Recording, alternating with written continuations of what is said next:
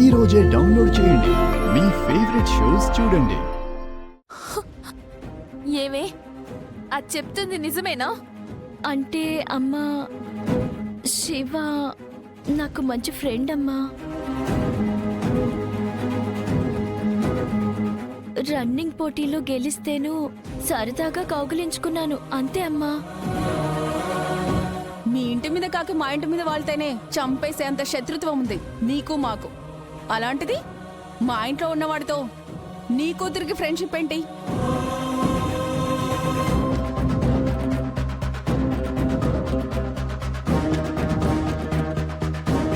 సరే, కాసేపు ఫ్రెండే అనుకుందాం.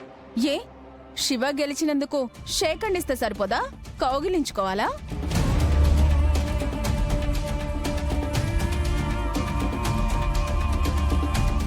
మా అమ్మని అనడం కాదు, నువ్వెలా పెంచుతున్నావో ఒకసారి చెక్ చేసుకో. నోర్మై, బిందు చెప్తుంది కదా నార్మల్ గానే కౌగిలించుకున్నానని. హ, అయినా మీలాంటి వాళ్ళకేం తెలుస్తుందిలే, మాలాంటి హై క్లాస్ అలవాట్లు, పద్ధతులు, పట్టింపులు. అవును మరి, అలాంటివన్నీ మీలాంటి పెద్ద క్లాస్ వాళ్ళకే తెలుస్తాయి. కూతురు తప్పు చేసిందని తెలిసి కూడా కప్పిపుచ్చుతున్నావు చూడు, ఇది మీ సంస్కారం. ఏయ్, చాటుమాటుగా బ్రతికే మీలాంటి వాళ్ళు నేర్పిస్తే సంస్కారం గురించి నేర్చుకునే అంత స్థాయిలో మేం లేము. అయినా ఈ శివ గారిని అభినందిస్తే కొట్టే అధికారం నీకెవరిచ్చారు?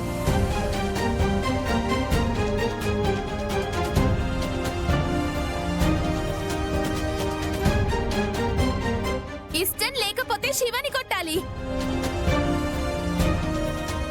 వీడు నీ అన్నయ్యో తమ్ముడో కాబోయే మొగుడో అయితే అప్పుడు ఆ హక్కుతో నువ్వు కొట్టగలవు. ఏంటి నీకు వీడికున్న సంబంధం? అత్తయ్య ప్లీజ్, అనవసరంగా గొడవ పడొద్దు. లేదు భూమి, నాకు తెలియాల్సిందే. చెప్పు, ఏంటి నీకు వీడికున్న సంబంధం? అది మీకు చెప్పాల్సిన అవసరం నాకు లేదు.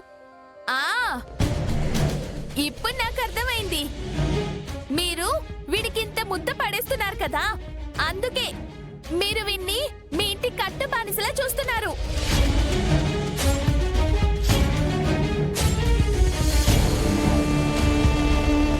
మీ బానిసతో ఎవరు స్నేహం చేసినా తట్టుకోలేకపోతున్నారు.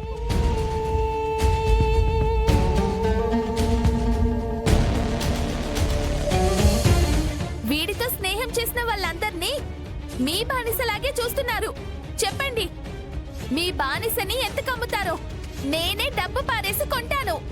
మీకంటే బానే చూసుకుంటాను. అత్తయ్య ప్లీజ్, విచక్షణ కోల్పోయి మాట్లాడొద్దు.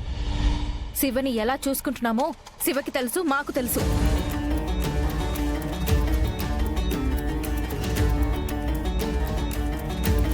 శివని మా ఇంట్లో వాళ్ళలాగే చూసుకుంటున్నాం అత్తయ్య. పూరి అందరి ముందు బిందుని కొట్టడం తప్పే. నువ్వేంటది అలా మాట్లాడుతున్నావు? నిజమే మాట్లాడుతున్నాను పూరి. శివ రన్నింగ్ పోటీలో గెలిచినందుకు బిందు కౌగిలించుకుందా, ముద్దు పెట్టుకుందా అని లెక్కలోకి రాదు. నువ్వు కొట్టింది మాత్రమే లెక్కలోకి వస్తుంది.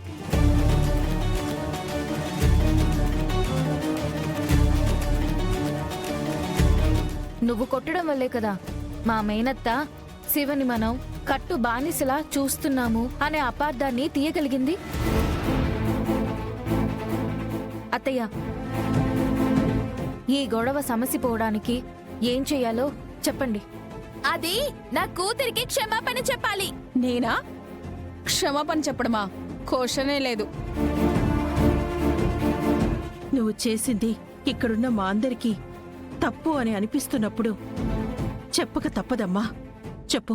నువ్వు కూడా ఏంటమ్మా అలా మాట్లాడుతున్నావు? మనల్ని వీళ్ళు ఎన్నిసార్లు అవమానించారు? మరి వీళ్ళెన్నిసార్లు క్షమాపణ చెప్పాలమ్మా? లాగే కొద్దీ సాగేదే కాని ఇది తెగేది కాదు పూరి. అర్థం చేసుకోవడానికి ప్రయత్నించు. అత్తయ్య, పూరి బిందుకి క్షమాపణ చెప్పాలి, అంతే కదా? అంతే. ఒక్క నిమిషం అత్తయ్య. పూరి నువ్వురా. భూమి ఎక్కడికి భూమి? భూమి చూడు పూరి, ఎందుకు చెప్తున్నానో అర్థం చేసుకో. నా మాట విని క్షమాపణ చెప్పే. లేదు భూమి, నేను చెప్పను. నేనేదో తప్పు చేసినట్టు క్షమాపణ చెప్పడం ఏంటి భూమి? చూడు పూరి, మీ అన్నయ్య మిమ్మల్ని ఎలా చూసుకుంటున్నాడో ఆ ఇంటి చెల్లెల్ని కూడా అలాగే చూసుకుంటున్నాడు. ఈ గొడవ మీ అన్నయ్యకి తెలిస్తే నీ మీద సీరియస్ అవుతాడు. మీరా అత్తయ్య ఈ ఇంటికొచ్చి గొడవ పెట్టుకున్నందుకు తిరిగి ఆ ఇంటి మీదకి గొడవకు వెళ్తాడు. ఆ తర్వాత అది ఎంత దూరమైనా వెళ్ళొచ్చు పూరి. అంత దూరం వెళ్లకుండా ఉండాలంటే నువ్వు క్షమాపణ చెప్పి ఇది ఇక్కడే ముగించాలి. అంతేనా? నేనిప్పుడు క్షమాపణ చెప్పాల్సిందేనా? తప్పదు పూరి, నా మాట విను.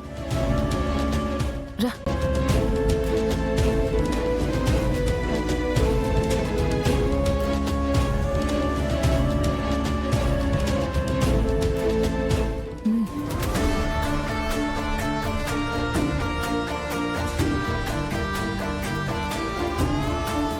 సారీ, నన్ను క్షమించు.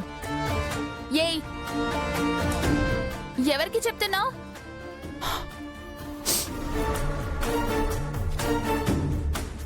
బిందు, నిన్ను కొట్టడం తప్పే, నన్ను క్షమించు.